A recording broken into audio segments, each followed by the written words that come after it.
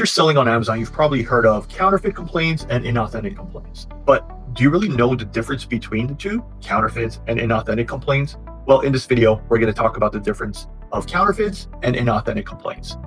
No joke, this could probably save your account. So let's get into it. My name is Mario Simonian, and I'm the founding attorney here at Esco. And prior to building this law firm, I built and sold 2 7-figure Amazon brands, exited that, and started this law firm.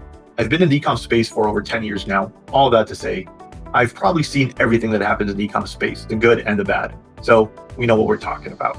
Now, let's get into the video. So first, let's start with the definitions. Inauthentic and counterfeit. So inauthentic in Amazon's world means they're questioning the source of your products. Do you have all the invoices, all the supplier information? That's what they're looking for. Whether the product itself is coming from a genuine or authorized source. Now, in the world of Amazon, if we're talking about counterfeit, they don't believe that your product is genuine. So they're assuming or they're alleging that your product is fake or manufactured by a source other than the manufacturer or the brand owner. That's the difference between inauthentic and counterfeit in the Amazon world. Now, when we talk about the real world, inauthentic is very broad and it could mean a whole bunch of things.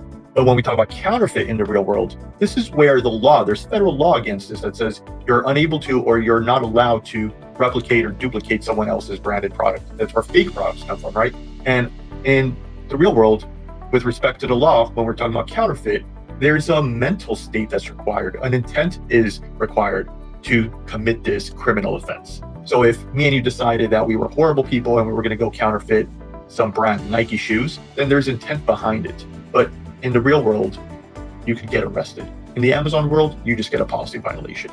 Now, even if you get hit with counterfeit, if there really is that intent, Amazon's world can spill over into the real world.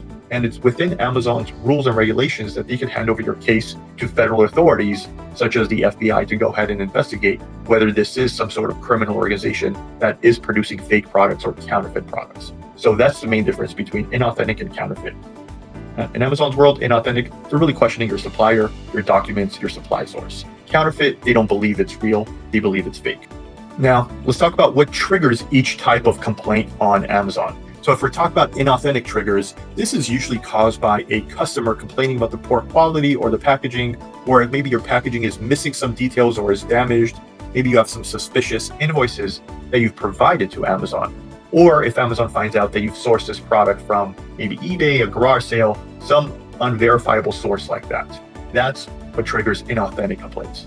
Now, when we talk about counterfeit complaints, these triggers usually come from brand owners that'll complain and say, hey, I did a test buy and this product seems to be a counterfeit of my product. That's what will happen. Or Amazon will sometimes do an audit of their inventory. So all that inventory that we send into FBA, Amazon will at times conduct an audit to ensure that all the products that they do have in their warehouses, whether they're real or not, or counterfeit or not. Those are some of the ways that trigger these type of complaints. So again, here's the difference. With inauthentic, Amazon is saying, we don't like where you sourced this from. Where with counterfeit, Amazon's saying, hey, this product is fake and you may be committing fraud. Okay, that's the difference between the two and the triggers for Amazon. Now let's talk about what Amazon's focus is during this investigation of inauthentic complaints and also counterfeit complaints. Inauthentic, once again, Amazon is focusing on your supply chain. Where did you buy this from? Do you have proof? Do you have chain of custody? Even if it's 100% real, Amazon wants to know the documents, the supply chain to back up where you purchase this from. And Amazon will suspend your account if the invoices do look suspicious or any document you provide to them looks suspicious. In the counterfeit world, Amazon is looking at the authenticity of the product, or maybe a better way of saying it is whether the inventory or the product itself is fake. It's not real, it's a bootleg. That's what they're investigating. And they want to know, did the actual brand manufacture this? Are you authorized to even sell this? And did you violate any sort of trademark law? Yes, everything comes back to IP, or almost everything comes back to IP.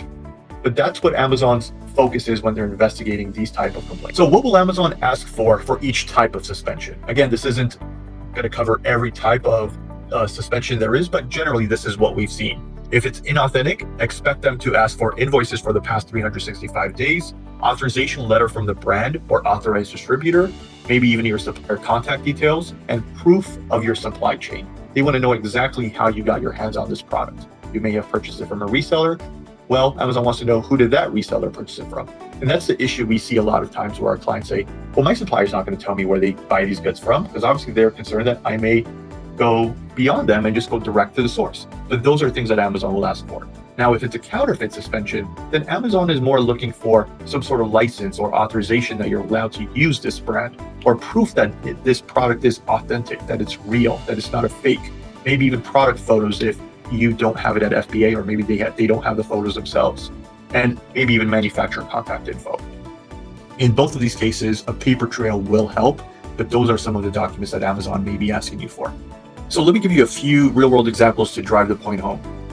Let's say you go ahead and resell Nike shoes. Let's assume you source it from Marshall's or from another store like Marshall's, and Amazon can't verify the supplier. That's going to be an inauthentic issue, right?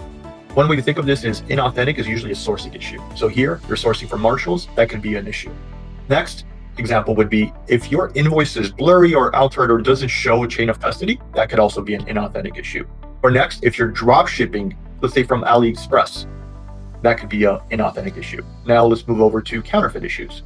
Let's assume you go ahead and import a private label product, whatever it may be, and you slap the Apple logo on it.